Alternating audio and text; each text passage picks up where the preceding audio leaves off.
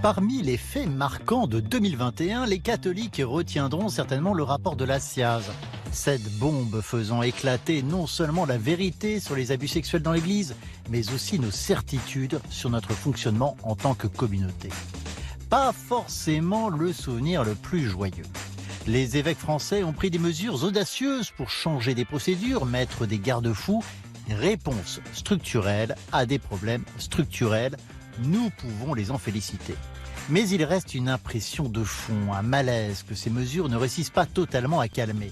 Car la commission Sauvé nous a aussi montré qu'il y a quelque chose dans la culture de notre Église qui ne va pas. Et là, on s'attaque à des perceptions beaucoup plus profondes et sensibles. Il va nous falloir du courage, de la clairvoyance, de l'audace, mais aussi retrouver une forme d'enthousiasme, j'oserais dire d'espérance en ce début d'année 2022. Tels seraient nos vœux. Bref, ça questionne. Pour réparer l'Église, par quoi on commence ? Et il faut bien dire que le chantier est immense. Bonne année à chacune et à chacun. Année que nous avons choisi de débuter avec une philosophe pour essayer de trouver un cap dans ce qu'on peut appeler un marasme pour l'Église. Bonjour Laurence de Villers. Bonjour. Je suis très heureux de vous recevoir à nouveau. Belle année à vous. Belle année à vous aussi. J'ai envie de dire belle année pour l'Église. Le contexte est difficile. Qu'est-ce que vous espérez pour l'Église ? Et j'ai envie de dire, d'abord peut-être pour les catholiques, les chrétiens qui nous regardent et qui sont attachés à cette Église. Il y avait une phrase très importante dans votre édito, il y a de l'humour, mais comme toujours, l'humour c'est ce qui permet de dire aussi les phrases importantes. Il nous faudra du courage et de l'audace et donc de l'espérance. Je pense que... Et de l'enthousiasme. Et de l'enthousiasme. Et plus que jamais, en fait, il faut qu'on retrouve le sens de ces mots qu'on a peut-être trop galvaudés, qu'on a un peu usés, qu'on a blessés même. C'est-à-dire, ça c'est intéressant. C'est-à-dire que ces mots sont devenus une coquille vide, on a trop l'habitude de les dire, et une réalité différente derrière. Tous les grands mots, c'est leur destin, d'une certaine façon, de devenir des slogans, c'est-à-dire de perdre de la vérité et de l'exigence dont ils sont porteurs. Mais à nous qui suivons des mots, qui suivons le verbe, qui suivons les mots du Christ, la parole de Dieu, c'est un devoir de première instance de ne jamais utiliser des mots sans y mettre une exigence de vérité. Et peut-être qu'on a trop utilisé des mots comme le pardon, l'amour, la charité et peut-être l'espérance aussi, comme quelque chose qui était des atouts. Vous voyez, un joker, ça permettait de ne pas agir, de ne pas bien agir. Et c'était une forme d'absolution qu'on se donnait à soi-même. Enfin, j'exagère, mais peut-être qu'en exagérant, on reconnaîtra qu'il y avait un problème. Qu'est-ce qui vous choque le plus, je vais même le dire au présent, dans ce qu'on a appris sur le fonctionnement de l'Église à travers le rapport de la SIAZ, qui a été une onde de choc pour beaucoup de monde? Le choc, c'est que ça ait pu exister aussi longtemps, qu'on ait su, qu'on sache toujours, et qu'il y ait eu effectivement la mise en place d'un système d'impunité, d'entre-soi, permettant l'impunité, c'est-à-dire je crois que le mot malheureux qui était les lois de l'Église sont au-dessus des lois de la République était absolument indécent et malheureux, mais malheureux parce que ça impliquait effectivement qu'on était dans un entre-soi qu'on appelait l'Église et qui était au-dessus de toutes les lois. Mais le danger, c'est que ça en faisait aussi une zone de non-droit, d'une certaine façon. Vous avez signé une tribune qui nous a interpellés. C'est aussi pour ça qu'on a voulu vous avoir ce matin sur le plateau. C'était dans La Croix il y a quelques semaines. Vous parliez un peu de cette situation de l'Église, dans le sillage de cette publication du rapport de la SIAZ sur les abus sexuels commis dans l'Église. Ce n'est donc pas une question de personnes ou de population trop masculine, trop cléricale, mais de pouvoir, d'organisation, de distribution et d'exercice du pouvoir. En quoi, très concrètement, c'est un problème de pouvoir? Ce qui était frappant dans le rapport Sauvé, c'est le mot systémique. Et il est très important. C'est-à-dire que ce n'est pas l'histoire de quelques brebis galeuses qui offenserait l'Église, le message de l'Église, l'institution, et qu'il faudrait condamner ou sauver ou psychologiser, enfin je ne sais quoi. Ce n'est pas un problème de personnes. Bien sûr qu'il y a eu des personnes criminelles, coupables, mais le problème c'est que me semble-t-il, ces personnes se sont retrouvées dans un système qui a permis, qui a couvert, qui a tué et qui a absous Qui a blanchi. Qui a blanchi. Il y a eu un système de pouvoir, de blanchiment des consciences, des faits, des actes, et puis En fait, l'institution permettait de dire, oui, mais bien sûr, on le sait, mais vous voyez, ce mais indécent, totalement indécent, qui voudrait dire que l'institution nous sauvera tous. En fait, tant qu'elle est là, on ne peut pas avoir complètement tort. Si, ce qu'on a découvert, c'est que l'institution était coupable. Est-ce que du coup, vous pensez aujourd'hui qu'on a pris conscience de ce phénomène et qu'on peut agir pour réorganiser la manière d'exercer le pouvoir ou de redistribuer le pouvoir? Alors oui, je pense que c'est... Parce que c'est une institution millénaire, l'Église. Une institution millénaire qui a traversé le pire et le meilleur. Donc ça, on peut avoir... la tristesse que je peux ressentir en écrivant ce que j'ai écrit et en vous parlant... On sent de la colère chez vous et de la tristesse. Il y a de la colère parce qu'on a le bien le plus précieux, je crois, qui existe. Enfin, voilà, l'Église, c'est un miracle sur Terre. C'est Dieu qui est venu habiter parmi nous et qui nous a laissé... son corps, en fait, c'est quand même un truc extraordinaire, c'est un miracle. Et chaque église est un miracle, dans sa pierre même. Et on en a fait des lieux de pouvoir mortifère, des lieux de tyrannie autorisée, avec complicité et compromission. Donc oui, il y a une colère parce que je crois qu'il y a un rapport à la vérité qui est fautif. Alors que le message de l'Église, du Christ, c'est d'être la vérité, la voie, la vie. Mais la vérité, d'abord. Il n'y a pas de vie sans vérité. Et en fait, la vérité a été bafouée, c'est-à-dire qu'on a pu... Tordu, étouffé, insulté. Je crois qu'il faut vraiment employer les mots justes. La vérité a été insultée. C'est-à-dire que ces abus qui ont été couverts, donc qui étaient qui ont été couverts, qui ont été autorisés en étant tus, ça voulait dire qu'en fait, on connaissait la vérité, mais qu'on n'en tenait pas compte. Alors, qu'est-ce qu'une vérité dans une institution qui est fondée sur la vérité? Une vérité qu'on peut taire, écarter, bafouer.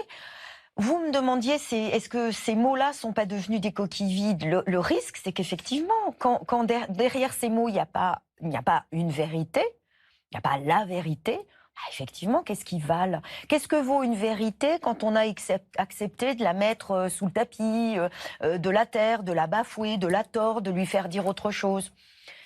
Si on a autorisé ce rapport-là malsain et trouble à la vérité, qu'est-ce que sera notre parole demain? Une fois qu'on a accepté le mensonge, la bonne conscience, le blanchiment de conscience, de rapporter ça à des problèmes de personnes ou à des dysfonctionnements, que vaudra la vérité? Alors j'aimerais vous faire réagir aussi à une citation que je trouve très intéressante. Le peuple chrétien doit demander des comptes, être veilleur durant les années qui viennent. C'est Patrick Goujon, qui est un prêtre jésuite, qui lui-même a été abusé plus jeune. Je trouve cette phrase très intéressante parce qu'il y a cette idée aussi que peut-être les chrétiens ont été complices d'une manière consciente ou inconsciente à cette torsion de la vérité. Je pense qu'il y a eu un système... qui dit système d'impunité, à mon sens, dit deux choses. Je pense que c'est l'impunité qui permet l'abus de pouvoir. Au départ, j'ai beaucoup réfléchi à cette ces douloureuses révélations et expériences. Et je me disais, en fait, c'est l'abus de pouvoir qui est premier et qui permet de museler les consciences, les esprits et les cœurs. Non. Je pense qu'il y a déjà l'impunité et donc déjà un système de lâcheté qui fait que on va régler ça entre nous et de toute façon, on ne va pas le régler. Et ensuite, ça permet l'abus de pouvoir. Et ça permet aussi, je pense, de doté de sa gravité aux complicités. C'est-à-dire, vous voyez, de dire des choses comme, je le disais, oui, mais c'est comme ça, oui, mais il est comme ça, oui, mais c'est il y a longtemps. On le sait, bon. On sait, tout le monde le sait, mais tu veux y faire quoi? Vous voyez, le c'est comme ça, si commode, ou il est comme ça. Effectivement, je pense que nous avons été complices. Si nous avons été complices, pour revenir à cette phrase, le peuple chrétien doit demander des comptes. Est-ce que ça aussi, ça peut être une piste de réflexion vraiment pour l'avenir? C'est-à-dire que voilà, on le sait bien, les téléspectateurs et les téléspectatrices qui nous regardent, la plupart, vraiment, il y a une bonne foi extraordinaire. On le voit dans ces émissions. Voilà, il y a des héros du quotidien, des saints du quotidien. Qu'est-ce qu'on peut faire très concrètement? Alors, je vais exactement dans le sens de mon ami Patrick Goujon. D'abord, penser qu'il y a un peuple chrétien. Et le peuple chrétien a cette spécificité qu'il n'a pas de chef, ou alors qu'il n'en a qu'un. Et ça, c'est vraiment une particularité de l'Église, et c'est ce qui fait que c'est d'autant plus douloureux de voir que l'Église a sanctifié des tyrans, et que des laïcs autour de ces tyrans, laïcs hommes ou femmes, ont relayé cette tyrannie. Parce qu'un tyran, à lui seul, il suffit pas. Il faut qu'il y ait des complicités qui servent le tyran. Donc, ne pas oublier qu'on est un peuple. Un peuple très important, ça. Ouais. Et il me semble, un peuple qui, par le baptême, a ce devoir de vigilance par rapport à soi. C'est-à-dire qu'on ne peut jamais s'arranger avec sa conscience quand on est un chrétien. De toute façon, c'est pas moi-même qui vais m'arranger avec moi. J'en demanderai au Seigneur de m'aider à pouvoir m'arranger si jamais je peux m'arranger, ou alors à me confesser si je dois le faire. Donc nous sommes un peuple sans chef. Le seul chef, c'est Jésus-Christ. Donc, et peut-on parler d'un chef, d'ailleurs? Est-ce qu'on peut parler d'un chef? Enfin, chef au sens de tête, voilà. Nous sommes le corps d'une tête qui nous anime, enfin, comme une âme, et une tête qui nous anime. Donc, qu'est-ce que veut dire, pour nous chrétiens, nous devons même, il me semble, je vais peut-être aller plus loin que Patrick, je crois qu'on a un devoir qui va même au-delà de notre devoir de baptisé ou de chrétien, c'est d'être vigilant pour le monde lui-même. C'est-à-dire que quand on parle de pouvoir, il faudrait que nous, chrétiens, parce que nous donnons l'exemple, dire attention à l'accaparement du pouvoir, à la concentration du pouvoir, à la jouissance du pouvoir, à la corruption du pouvoir. Parce que précisément, nous sommes ce peuple à part qui a un chef qui n'en est pas un et qui n'admet pas d'autre chef que le Christ. Donc, moi, je vais plus loin. C'est-à-dire que cette vigilance, on doit l'avoir envers soi d'abord, en toute humilité et dans le respect aussi des uns des autres. Je ne suis pas en train de dire que je ne prône pas une anarchie catholique, pas du tout. Je prône un vrai respect de ce que nous sommes et dans la fonction et la vocation qui sont les nôtres. Mais comme peuple, nous devons même être une vigilance au cœur du monde.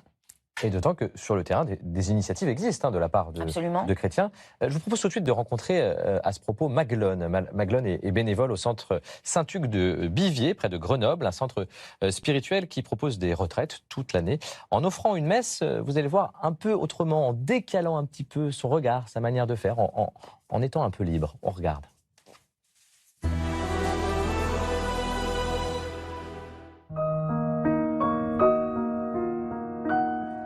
Je m'appelle Maguelone. Dans la vie, je suis professeure des écoles. Je suis bénévole au centre Saint-Hugues depuis quelques années. Au centre Saint-Hugues, il y avait des messes organisées par les familles, puis ça s'est essoufflé un peu. Berger de Dieu, réveille-nous. Donc on a réfléchi à se dire, il faut faire autrement. Et justement, voilà, est venu le fait que qu'est-ce qu'on apprécie aussi dans ces messes-là des familles, c'était qu'on prenait son temps. Donc tout ça a mûri et donné la messe autrement. Alors maintenant, ce qu'on va vous proposer, c'est de vous présenter à votre voisin et de dire votre prénom et puis ce que vous avez dans le cœur à partager.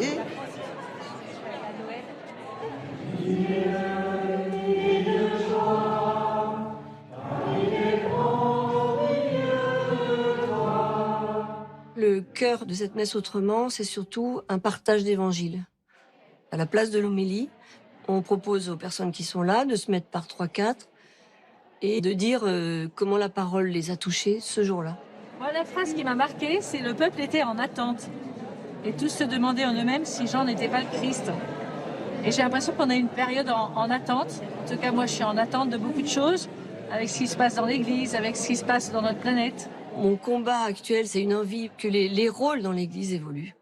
Et je trouve que voilà, de partager l'Évangile au lieu d'écouter un seul homme qui va nous dire bonne parole, ça participe de ça. Et puis dans cette messe autrement, justement, chaque laïc a sa place, je trouve, et les enfants aussi. En fait, moi, je me dis, mais comment ça se fait que dans toutes les paroisses, on fait pas ça, quoi? Et voilà pour cette expérience du côté de Grenoble. On voit les les montagnes. Peut-être que ce sont les montagnes qui aident aussi à se libérer. Qu'est-ce que vous retenez de ce qu'on vient de voir, Laurence Duvillers? Beaucoup de choses. Le besoin, on le disait, que les mots aient du sens et du poids, de la gravité. On ne parle pas impunément de charité. Je ne veux pas dire par là qu'il faut qu'on soit un peuple de pur, de saint et Non, de bien parfait. sûr. C'est Ça, tout le important, contraire. bien sûr. En fait, c'est bien reconnaître que nous sommes appelés à la sainteté, mais la perfection, on l'atteindra pas. Enfin, c'est pas une question de pureté. On fait au mieux avec ce qu'on a, quoi. Voilà, et je crois que c'est une question de vérité, on l'a dit. Est-ce que je dis le vrai, je suis dans le vrai, j'entends le vrai. Donc il y a ce besoin-là, je crois, de vérité. Il ne faut pas avoir peur de ce mot-là. Et la vérité commence par redonner du sens à ce qu'on faisait peut-être automatiquement. La deuxième chose qui me semble très importante, et je crois que ça peut être une solution, c'est la transparence. Le fait de rendre public. Ça commence par dire « je m'appelle ». C'est-à-dire que venir ou être là où on est, dans des institutions catholiques, quelles qu'elles soient, de la messe à des instituts universitaires, en étant reconnu comme personne. C'est moi qui suis là, avec ma liberté, avec ma singularité et avec l'engagement qu'implique ma présence même. Qui change tout, puisque... Qui change tout. En fait, je fais la différence. Alors, est-ce qu'on est prêt à l'accepter ou pas? Si je suis là, c'est que je fais la différence. Je ne suis pas David, vous n'êtes pas Laurence.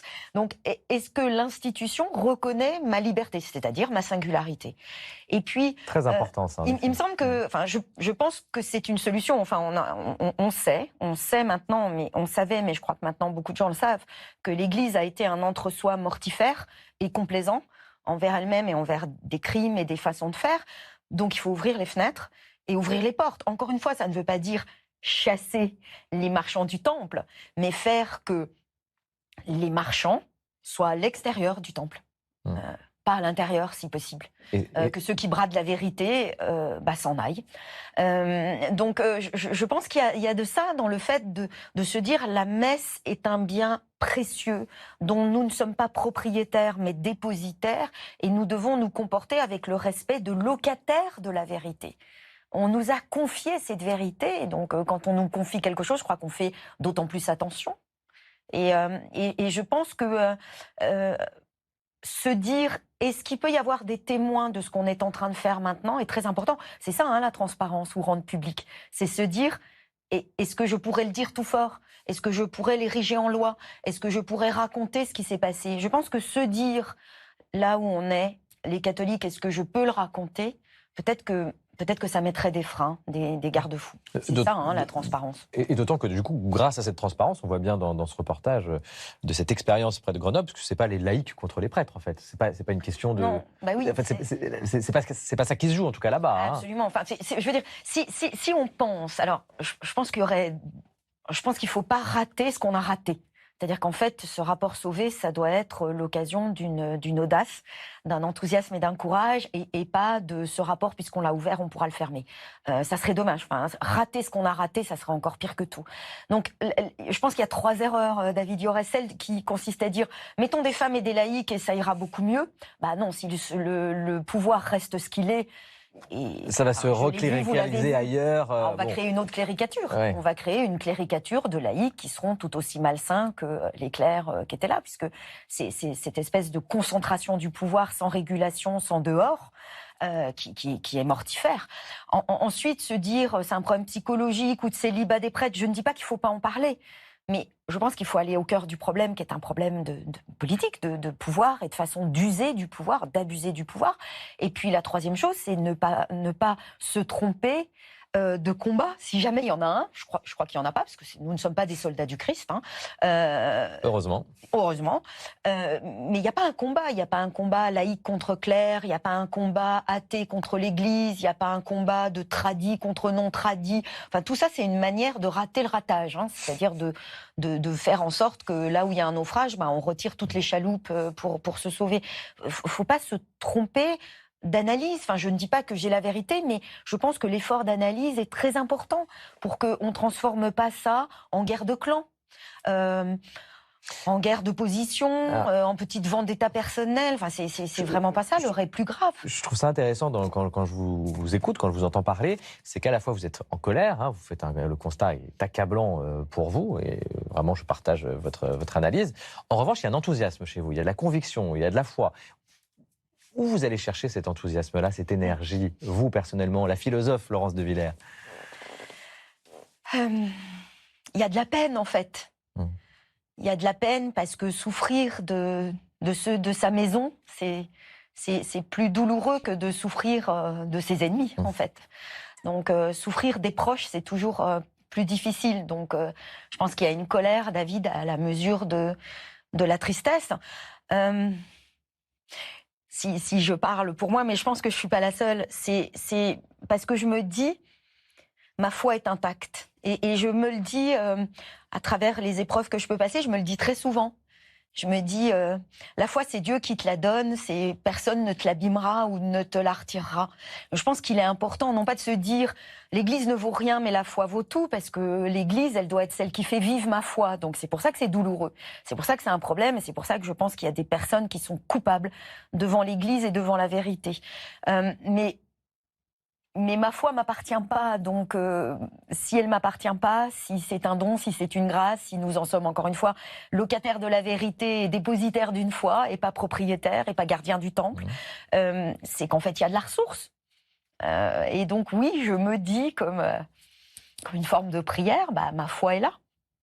Alors je vous ai demandé aussi en ce début d'année, pour nous aider à trouver ce cap, de venir avec une figure qui compte pour vous. Voilà qui vous avez choisi, Blaise Pascal. Oui, Blaise Pascal. Alors, c'est bientôt son anniversaire. Le philosophe. En 2023. Alors, Blaise Pascal, vous allez me dire, c'est quand même pas très contemporain, c'est pas très consensuel, c'est un peu tragique. Pas du tout.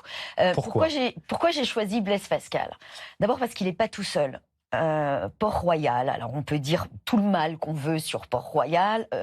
Port-Royal, ça a été à une époque qui était... Rappelez-nous ce que c'est que Port-Royal.